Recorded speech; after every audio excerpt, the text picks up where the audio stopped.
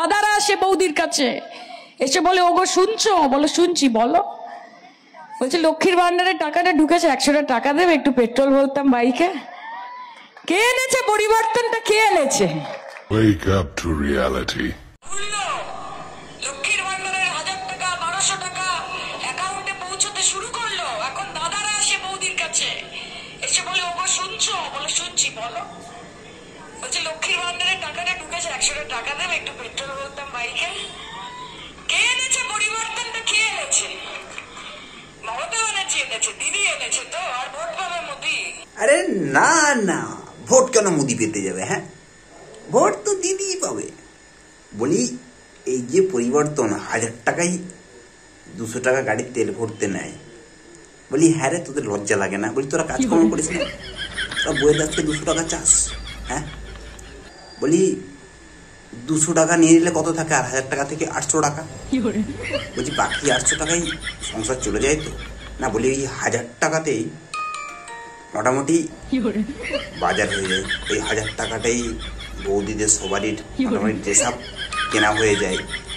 ওই 1000 টাকার মধ্যেই ছেলে মেয়ের পড়াশোনার খরচ উঠে যায়। ওই 1000 টাকার মধ্যেই টিউশনি হয়ে যায়।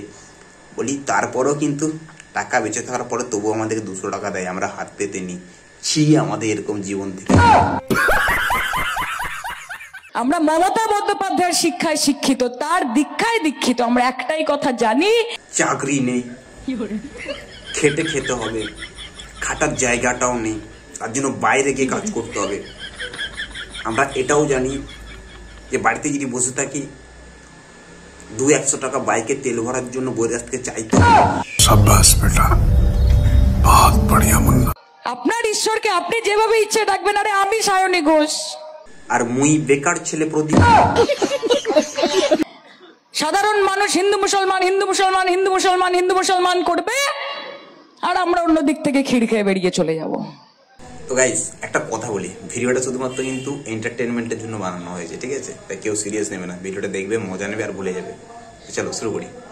বলি গাইস, আমি ছোট থেকে এত বড় হয়ে গেলাম। হ্যাঁ, আমরা হিন্দু মুসলিম একসাথেই পড়াশোনা করেছি, এক থালাতেও কিন্তু খাবার খেয়েছি, কোনোদিনও কোনো সমস্যা হয়নি।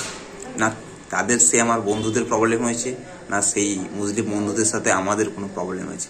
আজও বন্ধুত্ব আছে, আজও আমরা একসাথে গেলে ঘুরতে যাই, ঠিক আছে, তাদের বাড়িতে দেখা করি।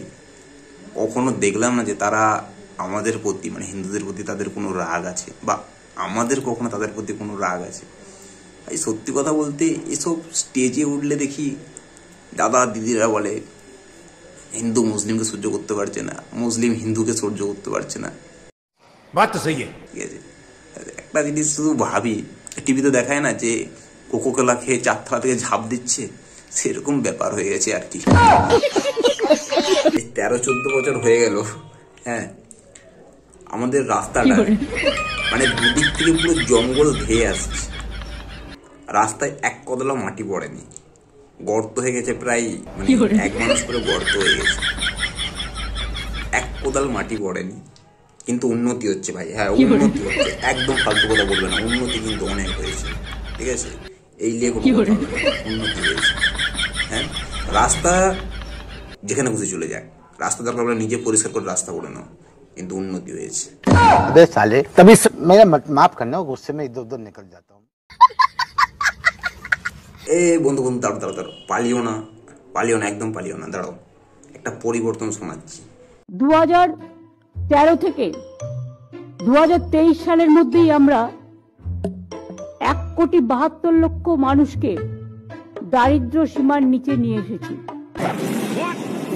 দারিদ্র সীমার নিচে নিয়ে এসেছি, এই ওপরে নিয়ে এসেছি।